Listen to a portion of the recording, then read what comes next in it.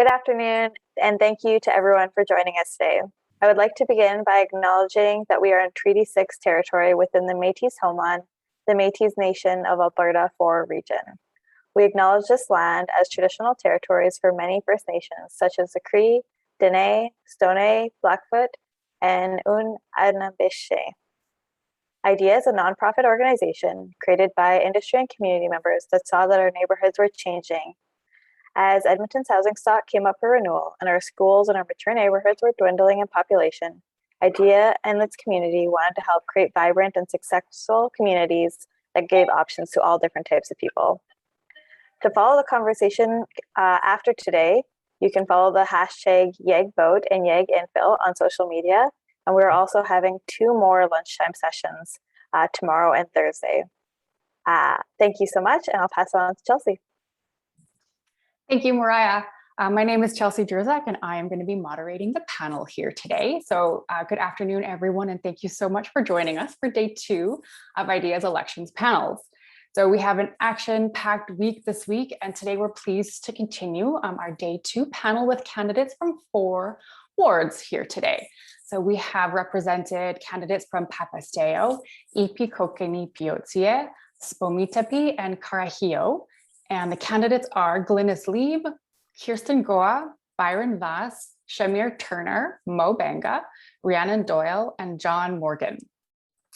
So before we get going, I'm just going to give a quick explanation of what do we mean by infill. So by infill, we're not just talking about skinny houses. So when I ask questions about infill, I'm referring to a concept that's much broader than that.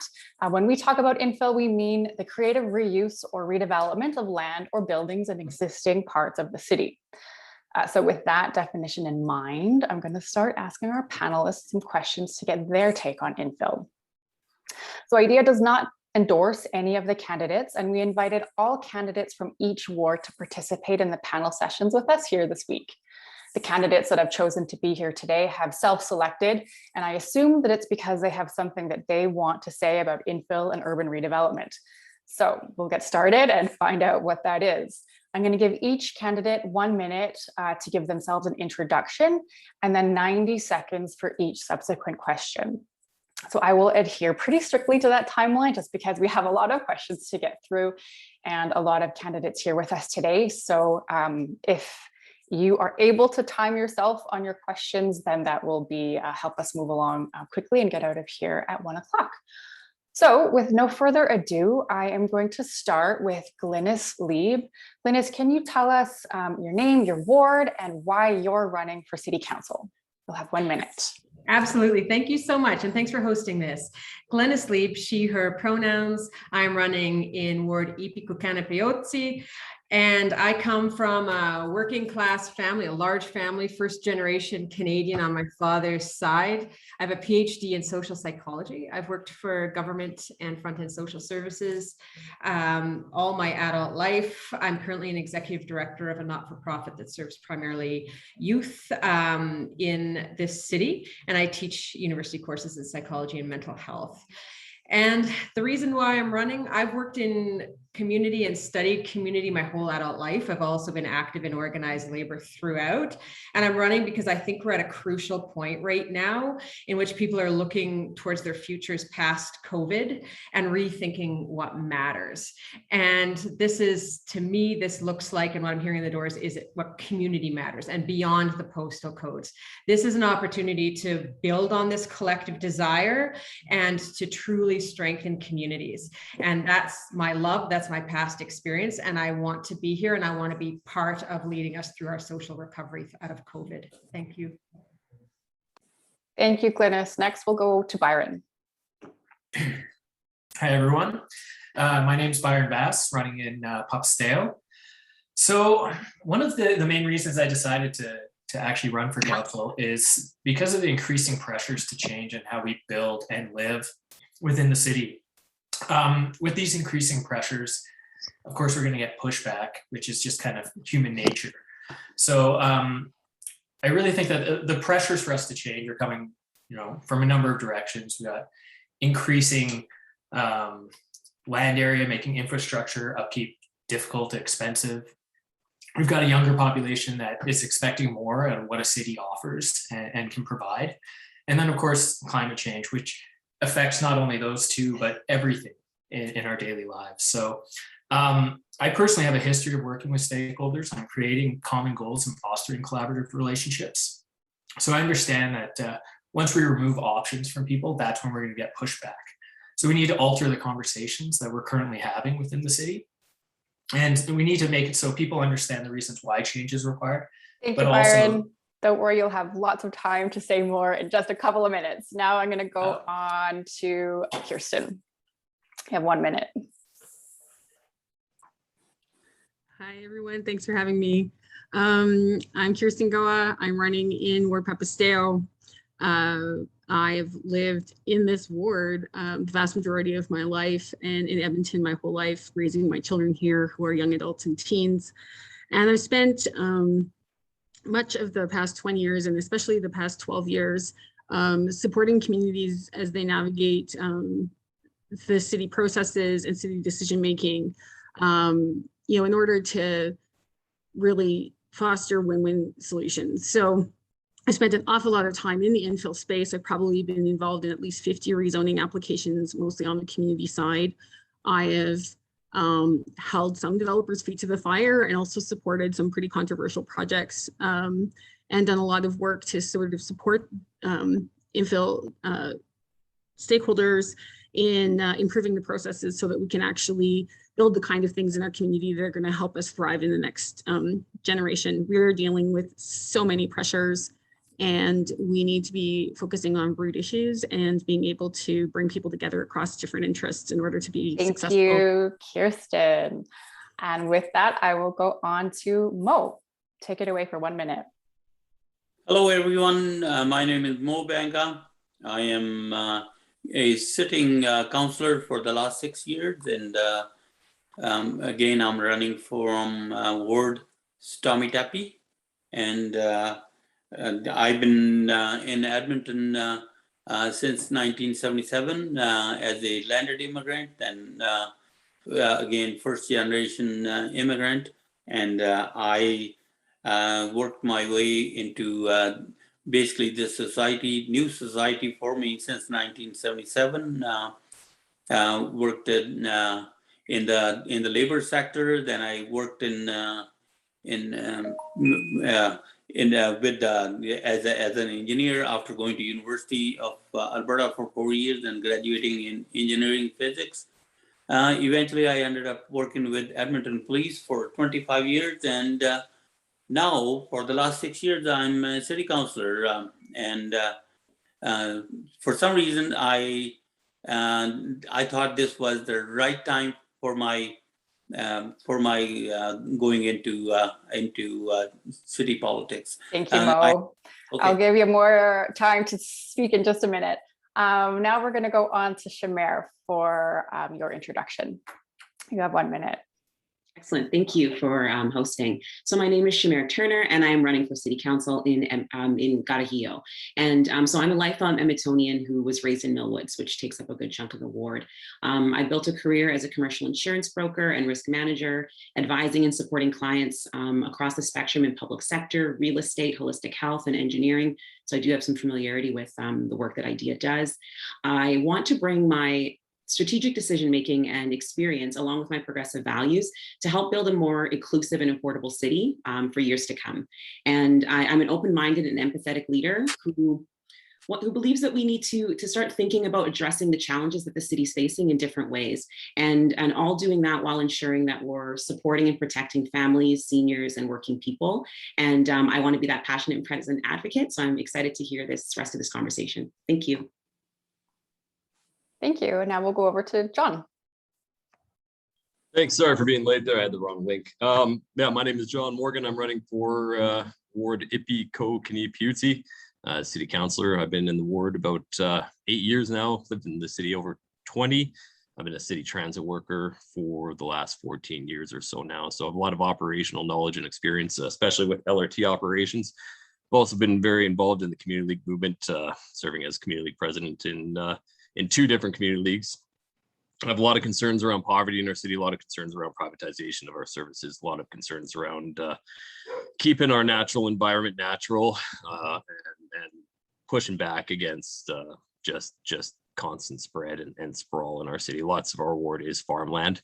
And, you know, when we think about food security and kind of the start of our climate crisis that we're in now, part of that is to kind of protect that land and that space. So I think we can do better as a city.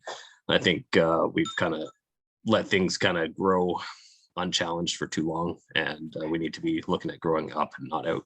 So thanks. Thank you, John. We have one final candidate, Rhiannon Doyle, who is having some trouble with her internet. I'm not sure if she's been able to make it back on.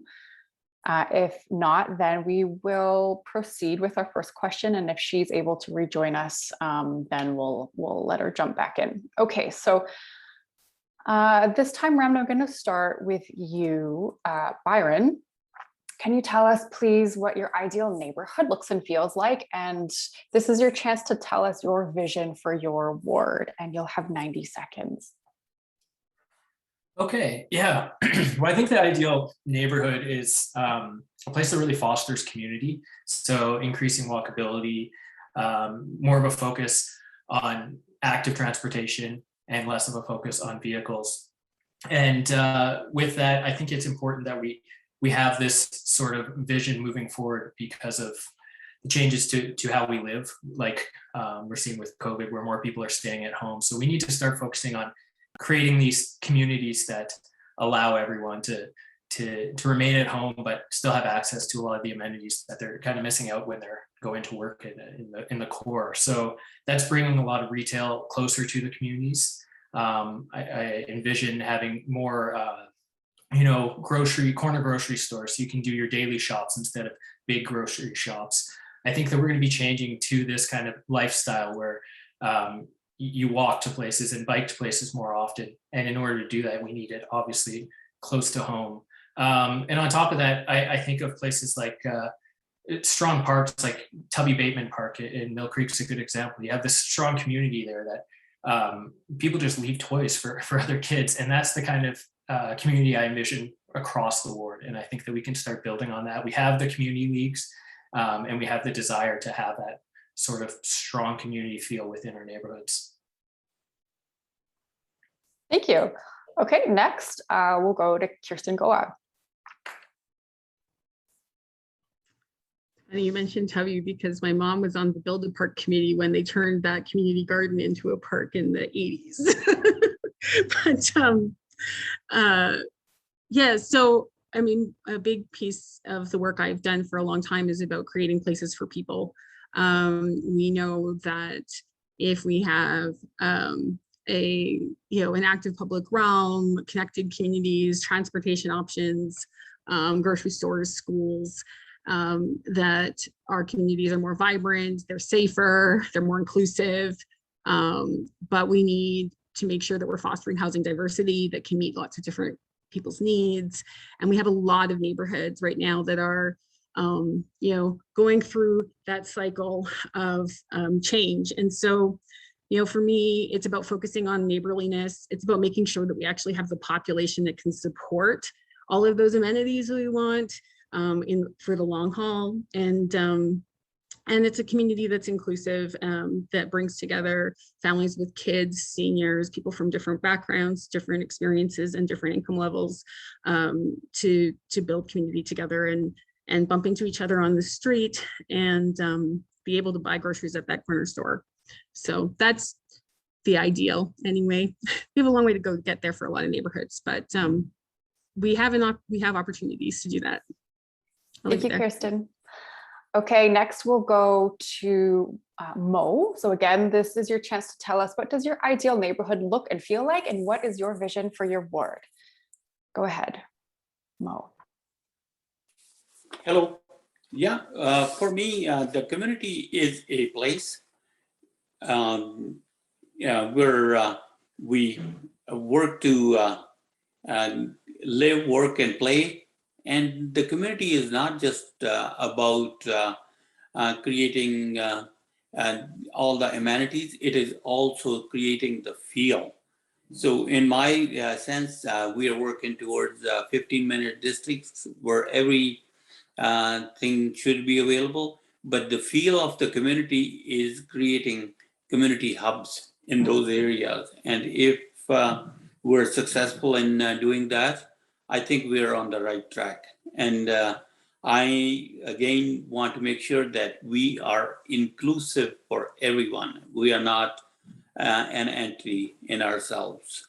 To me, that's what the community is, and I will be working to make sure that it happens, and we are all working for the same goal in the community rather than pulling apart in different directions.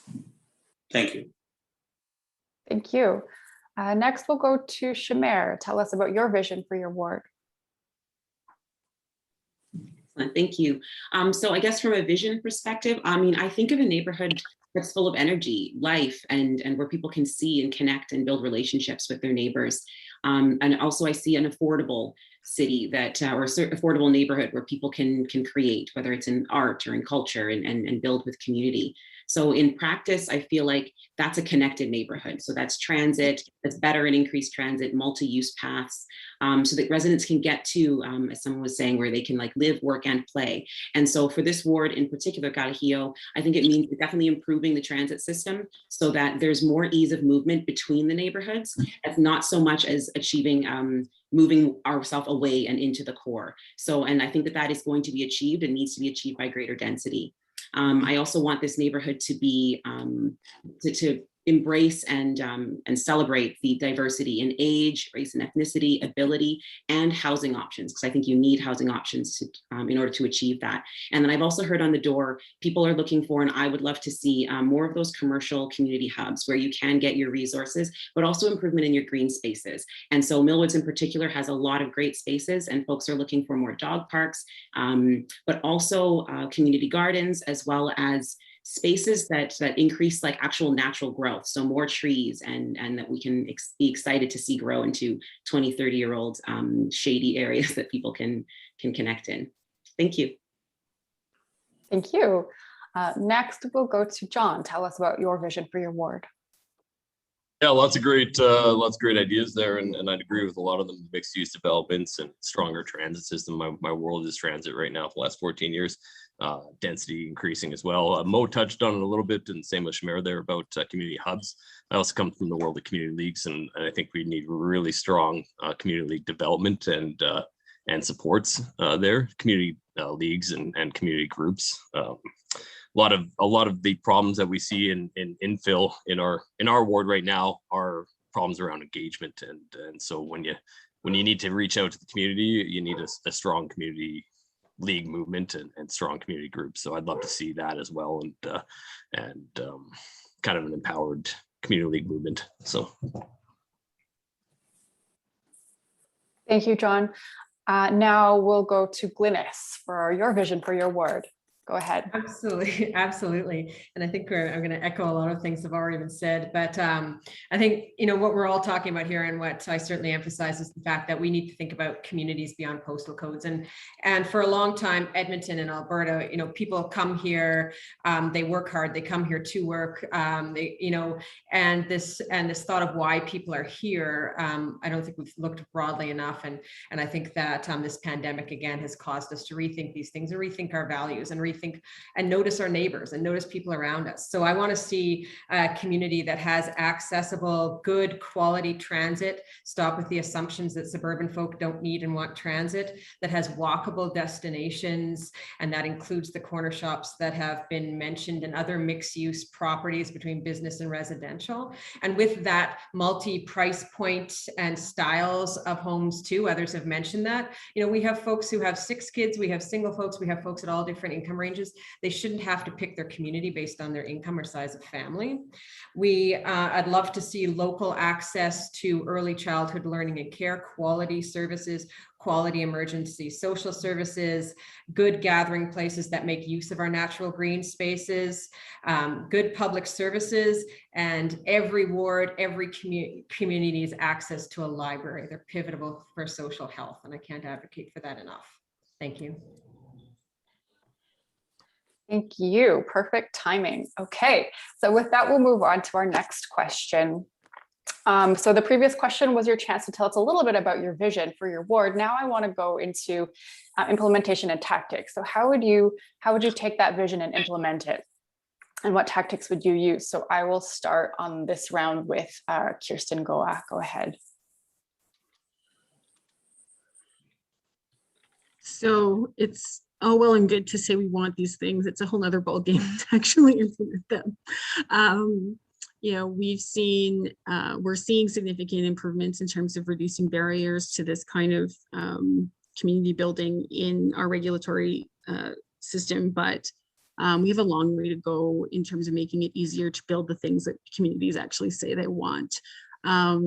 I've spent, you know, a lot of time working with the development industry as well as with community to sort of bridge that gap between, you know, what is desired and what is possible, and shifting both along the way, because we do need to be able to meet and understand each other's interests a little bit better in order to find common ground and make this possible.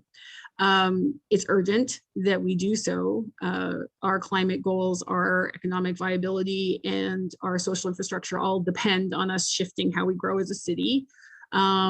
With increasing density, we need to do it well. We need to be inclusive. We need to make sure there's more green space. And so my focus would be on the regulatory environment, on the work and community in terms of focusing on those 15-minute districts and how we can create them. And then bringing industry into the conversation as well with community in order to actually materialize on those goals. Great. Thank you, Kirsten. Now I'll go over to Moe. Tell us a little bit about how you would achieve your vision. If you could speak to us for 90 seconds about some implementation and tactics. Okay, I understand that you know, we are all working towards a betterment of the society. However, I guess the main thing is that I want to make sure that when we're establishing the guidelines, we should be meaningfully have engaged with our stakeholders, not just for the sake of engagement, but for actual reasons. And we need to find out what are the barriers, why are those barriers there, and how we are going to get them sorted out. And that should be coming from the stakeholders rather than the councillors and or the city administration. Stakeholders are the best people to with knowledge and experience to guide us along those lines. Again, I want to make sure that we do have sort of clear guidelines saying, you know, this is what we need, not on one-off basis that every time you go into council. I have had the experience where people on one, let's say, the application, they're saying, oh, this should happen. On the other one, that should happen. But if the stakeholders know all that, those expectations, then they will be working towards that, and that should be going through. Thank you, Moe. Next up, we have Shamair Turner. Thanks. So I guess in connection to how we can achieve this vision, I think that the big piece is with respect to zoning. I mean, it's what we can have and where we can have it. And I think that there's also a really important thing that our next council is going to have to do, which is look at the underlying idea and understand and accept that zoning has inherent racist and classist roots. And so I think we need to be able to move past that and make good decisions with that in mind. I think another big piece is to help show residents, it's kind of back to the community engagement piece. It's showing residents the good pieces of what we can get when we get this density and when we get this info, when we can create that neighborhood. So it's that vision that I talked about before. It's how and why we're going to have it. And that is an actual tactic in terms of how we can achieve it, so that we can move away from a lot of the all of a sudden instant lack of transparency, not knowing what's going on, and then you will end up with a lot of pushback from the various community stakeholders. So the tactics that I would like to use, just to reiterate, are zoning and better community engagement. So I'd like to kind of harness the data that we have working to be able to unlock a lot of innovation and creativity to build these communities. Thank you. Thank you. Okay, we'll go next over to Jon. Yeah, I talked a little bit about the community league movement as well. I think with relatively little funding, we can shift responsibility from some of the programs that we deliver with the city onto community leagues, and that'll also help them kind of weather this storm of this constant, storm of this economic crisis that we're all living in. So community leagues are facing a lot of challenges right now in that respect. So I think we can help them that way, help community leagues and the FCL. In terms of just processes as well, I think we can make permitting a lot easier in terms of infill approvals by focusing on frontline supports and less on the bureaucracy of the city.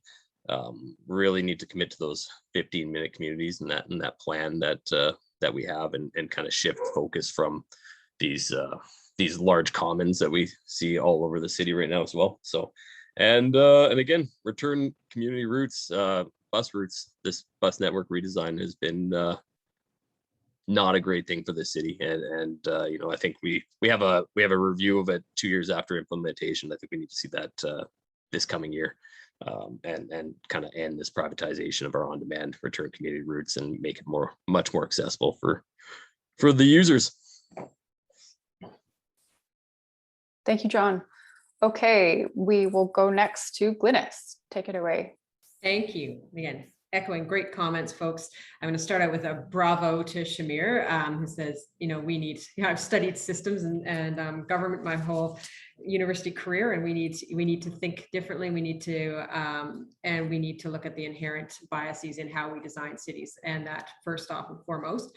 And we need to start with a different council. Really, I mean, there are wonderful folks on council, but with this assumption that you have to be from a business background or you have to be an urban planner to be a good councillor, we need those folk, but we need other folk with diversity of opinions and perspectives in that as well, and skill sets and experiences, people who have lived different lives to talk about what actually works in communities. And that, so, I mean, the city has created a pretty robust vision and direction when it comes to, the 15-minute communities and so forth, but these really ambitious documents, they have to be turned into policies. They have to be turned into relationships and actions and outcomes. They have to be more than words on paper. And we need to plan for all the people in our communities. And we need to plan for all the folks that want to be in these communities, that are in these communities, not just the folks we see as being in specific communities, and that too. So we do need to allow for more flexibility in zoning, and continue with their flexibility in parking requirements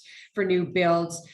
We need to incentivize new builds and retrofits that do help us fall in line with our climate goals. We do need to look at the varied types of infills that build whole communities and consider and include everybody in those communities. And we need to do that while knowing the communities we're working with. Counselors need to know their communities, know who's there. Not every community is the same. Not every ward is the same. What works in one doesn't necessarily work in the others. So thank you, Glynnis. All right, we'll be back to you in just another round. We will go now to Byron. All right. Well, I think one of the big things that I'm really learning a lot more of when through this running is so much of what council can do and should be doing is focused on the zoning and land use. So with regards to this particular question on how we build these neighborhoods that meet all of our desires, first step is getting the zoning bylaw renewal right. This is a huge thing, and it can remove so many barriers and make us, it can open up so many options for us to get the city that we want. I think that there's also a real strong opportunity for the city to start backing away from being involved directly in the development. We're not the best developers. I mean, we don't have a great track record. And you look at places like Calgary.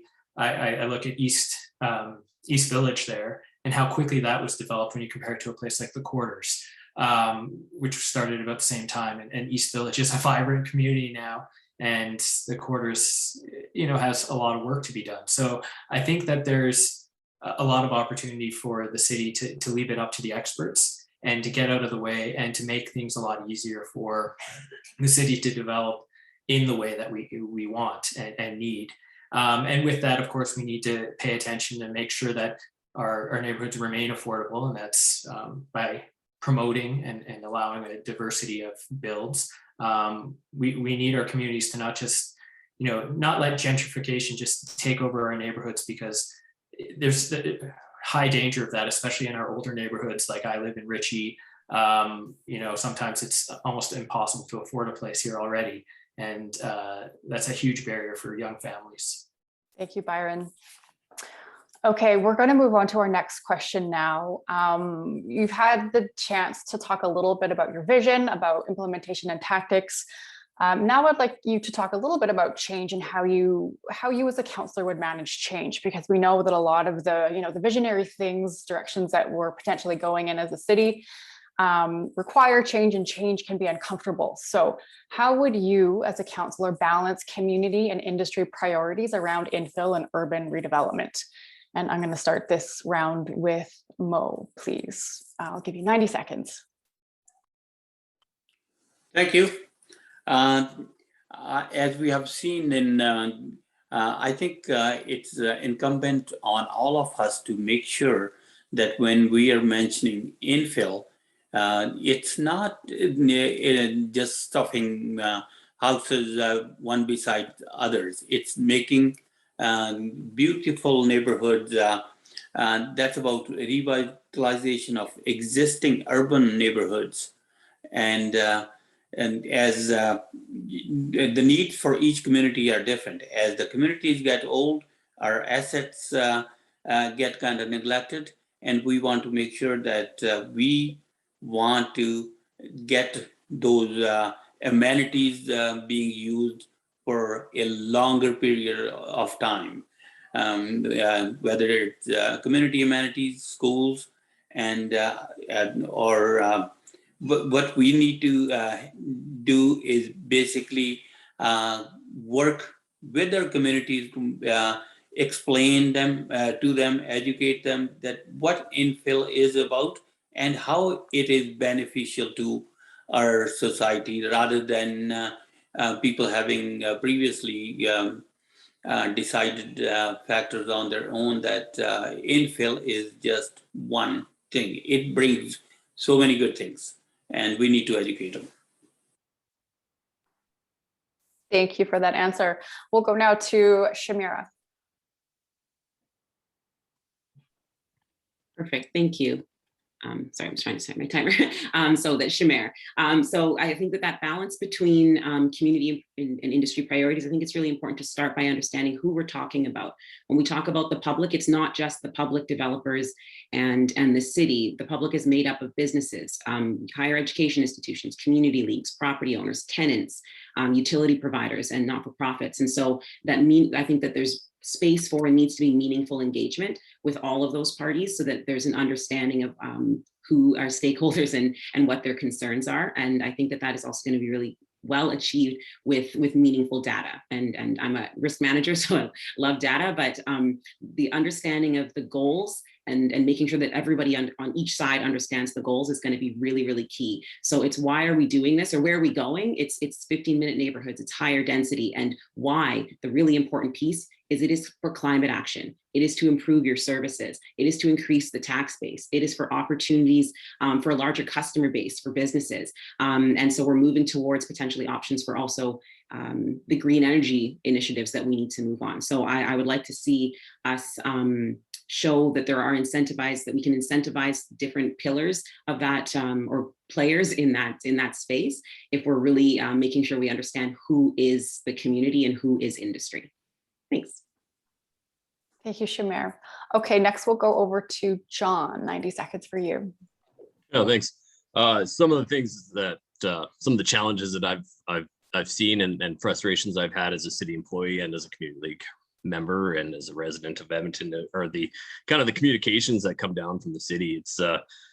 It doesn't always feel like there's clear expectations handed down from council and kind of top level administration on what our expectations are, with our communities, with our developers, with our stakeholders, with our administration even too. So I think we can do better on that, and I think we should do better on that. We need better engagement. As I said, that community piece is where I come from, and what can be really strengthened, and kind of addressing the concerns of people on the ground, on the front line in the communities, and not just kind of brushing it off with NIMBYism. So there's a project in Karhiio that I'll always go back to, and I'm hearing lots about right now about kind of concerns that were brushed off quite a bit as NIMBYism, instead of kind of, bringing people on board to a project that should probably be celebrated, but was kind of turned negative because of that, brushing off legitimate concerns that we can address. So I think we can do better in that respect. Thank you. Thank you, John. Okay, next we'll go over to Glynnis. Thank you. Yeah, I think looking at this, first of all, I think we need to let go of our egos a bit within City Hall, within this kind of egocentric kind of us against the world type of mentality. I think if we're going to move forward, we have to actually look outside of ourselves for best practices, look at what other cities are doing well, including Calgary. We should be improving our relationship with Calgary, not constantly battling them, especially, if we want to economically come out of COVID. So building relationships is a big part, I think a big issue right now that we really have to talk about. We really have to be better at as new councillor. And again, that's something that I love to do. It's been part of a lot of my work. We need to build our relationship with other cities in this province. We need to build the relationship between administration and the elected officials within the city. We need to find a way to have a functional, manageable relationship with the provincial government and even the federal government. And then finally, we need to have actual relationships with our residents. Goes to what John and others have mentioned too. We come in representing, 80 to 100,000 people. It's not just us. We need to know those folks. We need to hear what they want, not tell them what they need. And that's really important. When we're talking about community benefit agreements, that we have to actually know who our communities are, what the actual benefits to them are. We have to be serious about these things. And that goes to being serious about data collection and knowing who's in our wards and what they need as well. And it does mean that we need to densify in a respectful way, in a climate conscious way, in a way that's going to help our suburbs turn from money losers for the city into revenue generators without increasing the cost to the residents there. And so I do believe in incentivizing retrofits and other projects, and also with that creating jobs for our residents as we look towards moving towards a greener economy and a greener world. So thank you. Thank you, Glynnis. Okay, next up we have Byron.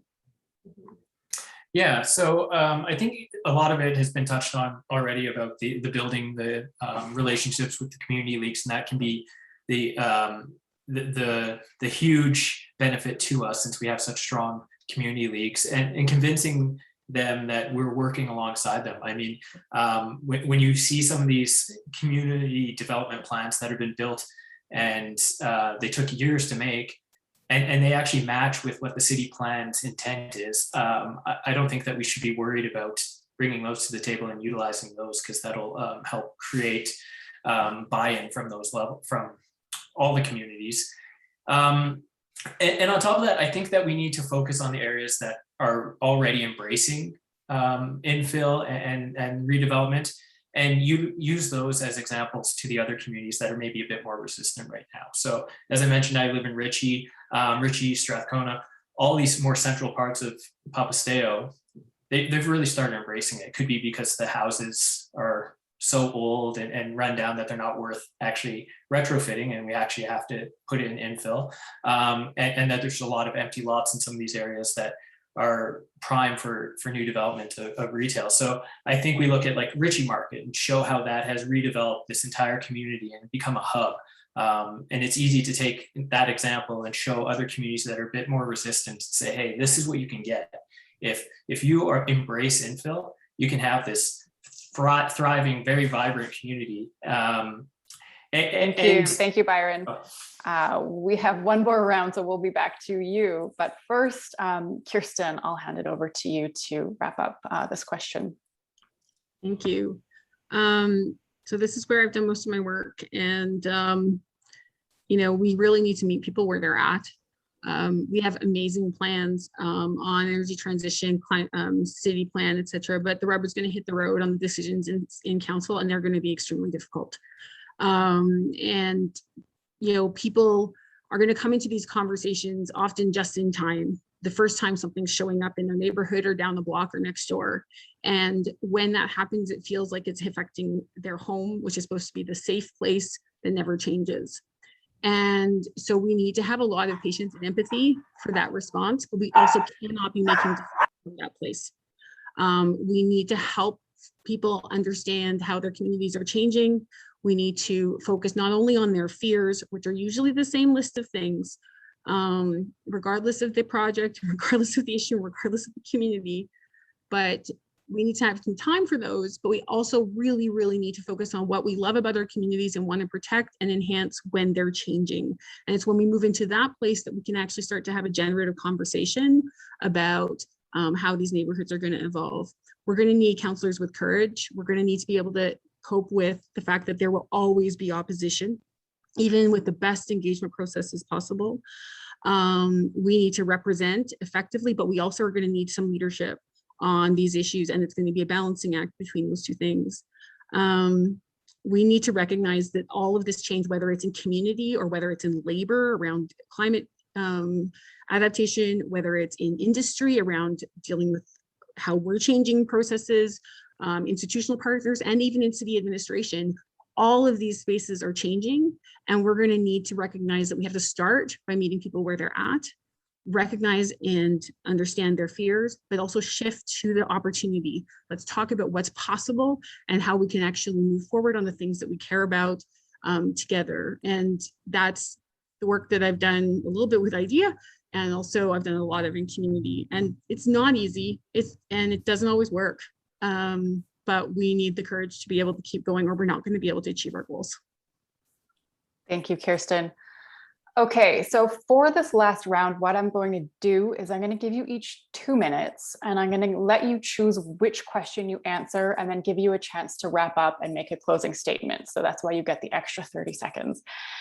So your options for questions to answer are, first one, what's your take on housing affordability? Is it a problem in Edmonton? And if so, what would you do about it? Your second option is, what do you think are the main barriers to infill development, particularly medium scale infill, and how might we address them? And then your third option is, what do you consider to be the top policy direction in city plan, and how would you support implementation of it? So I'll say that again. First option is, what's your take on housing affordability? Is it a problem in Edmonton? And if so, what would you do about it? What do you think are barriers to infill development, particularly medium scale infill, and how might we address them? Or what do you consider to be the top policy direction in city plan, and how would you support implementation of that policy? So those are your options for answering this last question, and you'll have 2 minutes to give you a couple of seconds to give a closing statement as well. Okay, so for this round, I'm going to start with Shamair to begin. Whenever you're ready. Great, thanks. Sorry. Yeah, so I think I'm going to choose the housing affordability piece, which I think does probably touch a little bit on the missing middle piece. But I do think that housing affordability is a problem in certain areas, and that is what is contributing to or exacerbating some of the issues that we're having with the sprawl of the city. So we've got a lot of situations where as I think Glynnis was saying, that there's a connection between affordability and what neighborhood you can live in. And so infill and densification is going to be and needs to be vital for that. And we also need to look at the idea that condos aren't the only way. We really kind of get stuck in this one way of thinking when we're looking at mature neighborhoods and how we can develop out. And we need to make sure that there's more equitable options. And so that does come to that affordability. So I really would like to see this mindset shift as to what an infill actually is. And I think we've talked about it with respect to commercial spaces, but also with respect to those walk-ups that can integrate into the neighborhood, but not necessarily, you see them a lot just on the cores, on the corridors, but that is a lot of noise issues, and you get a lot of pollution issues. And again, that is a kind of a classist piece. We need to make sure that people understand the benefits of having these buildings integrated within the neighborhood, which allows for those more affordable options within your denser neighborhood. So that's what I would say about in terms of, is it an issue? And with respect to a bit of a closing, as I said, I'm from the community, and I grew up there and have seen Karhiio kind of develop and grow. And I think that it has this amazing potential. I think especially Millwoods really kind of started out as a 15-minute community. And I think we need to kind of get with these great community hubs in the middle of it. And I think we need to get back to that. And I would really like to see some new and creative solutions, focusing on innovation and data and technology in a new way. And that's why I feel like I would be a good person who's outside of that kind of status quo of the current administration setup. Thank you. Thank you so much, and very good timing. Okay, we'll go next to Jon. Thanks, and I'll do the housing affordability one as well. Currently, housing's not affordable in this city and in much of North America. Anybody that's trying to raise a family or live on minimum wage right now is priced out of the market in at least the major cities. We need to do better on that, much better. So things that we can do about that, I think we need to be having greater access to things like in-law suites and other rental suites and garage suites, things like that we can kind of help people kind of make some money off of their homes or share some of the costs. I've knocked on a number of Airbnb places as well, and while I've been door knocking in my neighborhoods here, and they're ridiculous. I really think we need to be having greater restrictions on Airbnb. It's removing good rental properties from the market and pricing people out of that as well. So I'd love to see our communities built around mixed-use developments again. With accessible transportation. Go back to the community roots. The loss of community roots has really made transit inaccessible to a lot of people, especially out in the suburbs. So, and then and kind of build those sustainable neighborhoods. A lot of our property, the city relies on two ways of funding the government rates. It's property taxes and user fees. And a big part of those taxes come from commercial use. And so if we can incorporate some of that into our neighborhoods, I think it'll be a lot more affordable, and kind of stop building around cars. So kind of think about these other uses of other transportation options that we can bring to communities as well. So once again, my name is Jon. I'm running in Ward Ipiihkoohkanipiaohtsi. I have 14 years of frontline experience in the city of Edmonton and a lot of years of experience with community leagues as well. I've been very involved in my community. And thank you, Jon. Ipiihkoohkanipiaohtsi. Thanks so much. Thank you. Okay, next we'll go over to Glynnis. I'm going to keep up with the trend here because housing is huge, and I do think that housing crosses the all three questions and in this city. And I started out working in family services and housing. I currently work with youth who are unhoused or street involved, and I'm hearing this on the doorsteps constantly in our ward where this isn't where people don't tend to assume these problems exist. I'm constantly talking to people who are precariously housed, who are at risk of losing their homes at any point. And I think we need to really look at what's happening across this city. Like others have said, we need to have options for housing across communities across the city. So we need to look at zoning bylaws. We need to look at what types of alternative structures and ideas are allowed, like the mother-in-law suites. When we're approving or zoning new multifamily builds, we need to include accessible units. We need to include supportive housing units. We need to include affordable housing units, and get away from the idea that one whole building has to be accessible or not. We need to work those in throughout.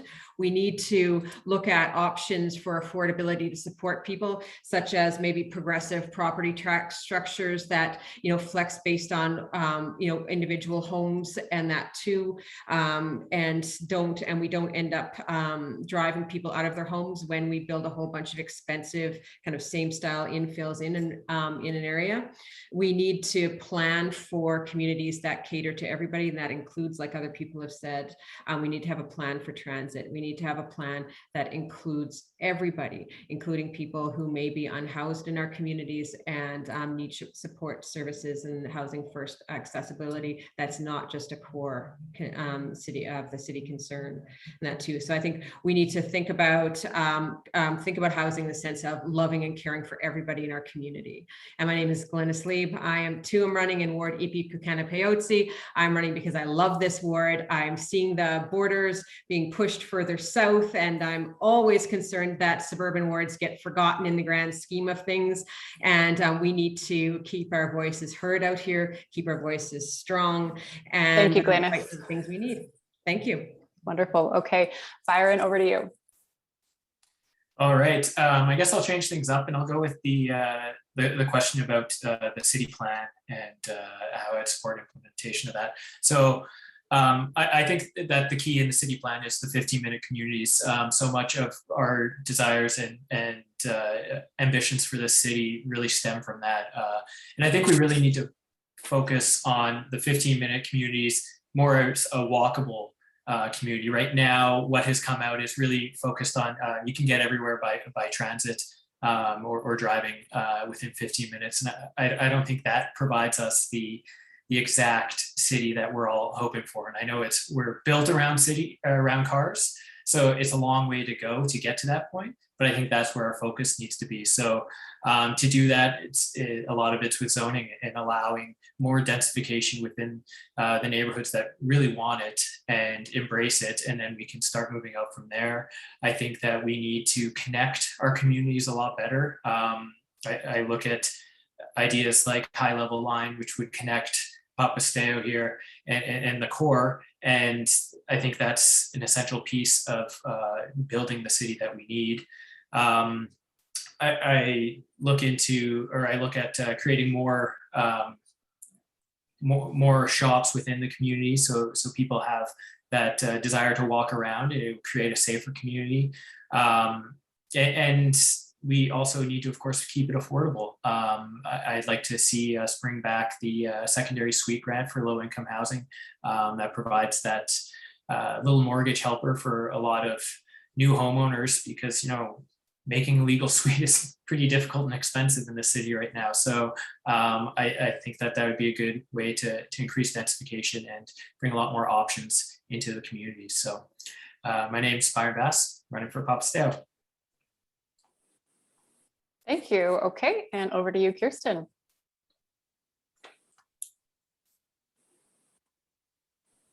All right, I will talk about barriers to infill development, especially medium scale. And the reason I'm choosing this is really because our ability to meet those other goals is gonna, this is where the rubber hits the road. And I've been directly involved in some, quite close to some missing middle projects, and they are extremely difficult to build in Edmonton right now. We've made a few improvements that are helping a little, but we have a long way to go. And this is the kind of development that communities are often much more willing to embrace. So we have to figure it out. The biggest one is issues related to infrastructure. The infrastructure upgrade costs can tank projects and routinely do. My mom's co-housing project almost died because of the fire hydrant costs and water main upgrade costs. And so we need to continue the work that is ongoing to address those deficits and find better ways of financing that infrastructure. Permits, processes, and zoning. I think we've talked a lot about that. The zoning bylaw renewal is coming. We need to make sure we have our eyes on the dotting of the I's and the crossing of the T's, because these things can have unintended consequences if we don't do it right and we don't make sure everyone's at the table to actually sort of hash out how it's going to work. One of the big pieces around zoning that's been a challenging community is that we have these grand plans that everyone's worked on for a long time, but there's never been any economic analysis of whether these plans are even economically viable to build. And we're finding that often they aren't. And this leads to this sense of betrayal in community about the plan, as well as this very expensive process for rezoning for the landowner or developer. 5 more seconds. So that's, yeah, I guess I'll say I'm the only candidate in Ward Papastew who's actually done the work on this. I've helped with eliminating parking minimums, and I have a track record of successfully shaping city policy and bridging the gaps between Thank you, Kirsten. Thanks. Okay, and now bringing us right to 1 o'clock on the dot, we have Moe Banga. Thank you. I am going to be speaking on affordability. Yes, I know affordability, when we look at it, we just look at the price of the house only, but there are many things that come along with it. That's in what capacity we can use our homes, whether it's and just how close is it to transit, how are there garden suites, are there secondary suites? They also make it affordable. So just the price itself is not, it's the main thing, but there are other things that come along with it. I want to stress on the fact that we should have reduce the red tape. I mean, the barriers or the hoops that people have to jump through to build those garden suites, secondary suites, etc., and still have them safe and universal, but not that hard. Clear guidelines, again, that's my main thing. And then we also want to make sure that, we have orderly development in the city, especially in the outer skirts of the town, where my ward is mostly, but at the same time, we need to ensure that we are working towards orderly development, as we have set in the city plan that these are the areas that should be developed first. These are in the next few years, and they will be in the next 20 years. So to me, that's this is all pointing towards the affordability of the house. And please let me know when I got a few seconds left. And 3 seconds left. Okay, so anyway, my name is Moe Banga. I am running from Ward Sspomitapi again for my 3rd term. Please support me. Thank you. Thank you, Moe, and thank you to all the candidates. Again, today we had Glynnis Lieb, Byron Vass, Kirsten Goa, Moe Banga, Shamair Turner, and Jon Morgan. And we really thank you for your time, and thank you for sharing your thoughts with us about infill and urban redevelopment. With that, I'm going to hand it over to Mariah for a 10-second outro. Thank you so much. And I know we're over time. IDEA put this together because we build Edmonton together, and we wanted to amplify as many voices that will help steer our city as we go forward. This is being recorded and will be shared out for everyone to rewatch and to share to other people who are looking to get to know you better as you continue your run over the next 3 weeks, which feels both very long and very short. For those who are looking to get more information on different candidates, tomorrow we're having another candidate panel, and then Thursday we are having a mayoral panel. Have a wonderful afternoon. Thanks for spending your lunch hour with us, and see you all soon. Get out there and vote.